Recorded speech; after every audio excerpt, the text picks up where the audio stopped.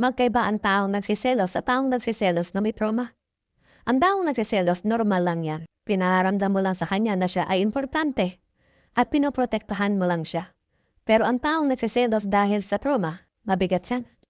Magkakabarkada yan. Pag may trauma ka, overthinker ka. Pag overthinker ka, may trust issues ka.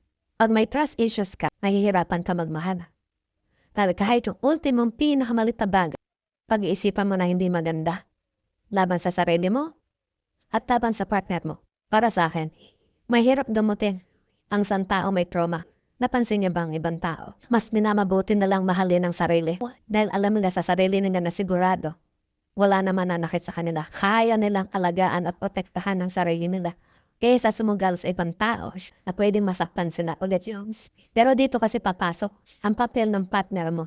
Malaking tulong yan. Siya yung makakagamot sa iyo sa totoo lang. Dahil kailangan mo ng sitwasyon na mapatunayan mo sa sarili mo na kaya mong pagkatiwalaan ang sarili mo na pagkatiwalaan ang ibang tao. Halimbawa, na ginagawa siyang bagay na pinoprotektahan ka niya, inaalagaan ka niya kahit hindi ka nakatanim na katalupod. Unti-unting ganyan.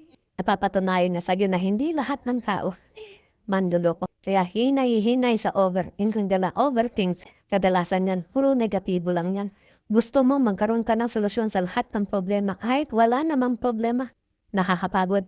Sa totoo lang, mauubos ka dyan. Bigyan mo ng pagkakataon ng tao mapatunayan sa iyo na hindi lahat nandoloko.